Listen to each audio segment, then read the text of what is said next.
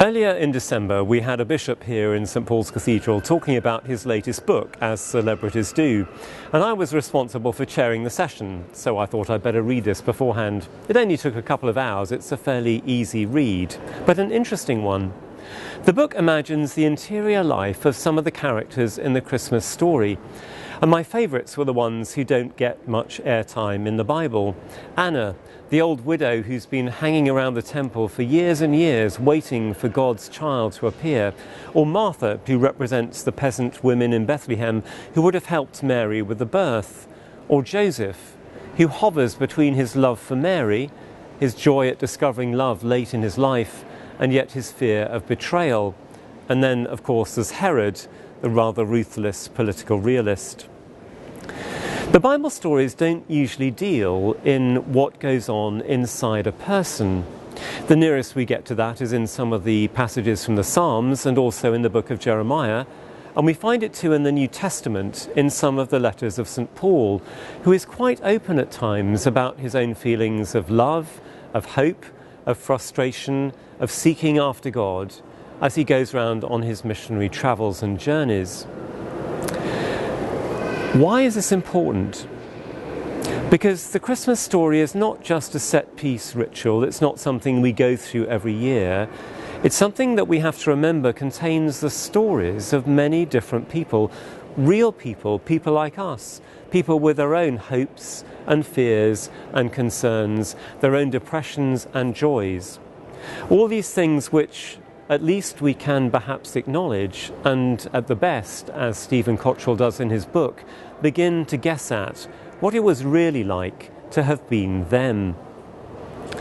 The thing is that Christmas is the story about how God takes on the humanity of all of us. In other words, God is concerned with each person. In the church at its beginning, for the first time perhaps in the whole of humanity, you had a group of people who believed that before God, everybody was equal. We were all children of God, brothers and sisters together. We were not divided by different languages or different kinship or because we didn't like one another. For God's sake, we were all one. In the Christmas story, Jesus comes to abolish the division between them and us. It's not me and them. Actually, there is only us in the human story. So what that means for you is that as you go out and about this Christmas time, when you see the big issue seller, or the rich banker, or the desperate asylum seeker, or the obnoxious drunk, remember that they too have their story, their feelings, their humanity, their dignity. And yes, even the bigot and the terrorist, however wrong and misguided their words and actions might be, they too are human beings who stand alongside us as part of humanity. We are human beings together before God.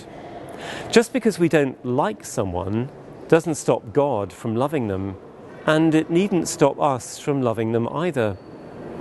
The Christmas story is the story of people like us. And the Christmas story says that God is here for everyone and for us as well. That God knows our inner story, and that in Jesus Christ, our story and God's story can be joined together. So be kind to all the people that you meet this Christmas. You may just be surprised by meeting something of God in them, and they too may be surprised by meeting something of God in you and your story. Have a very happy Christmas.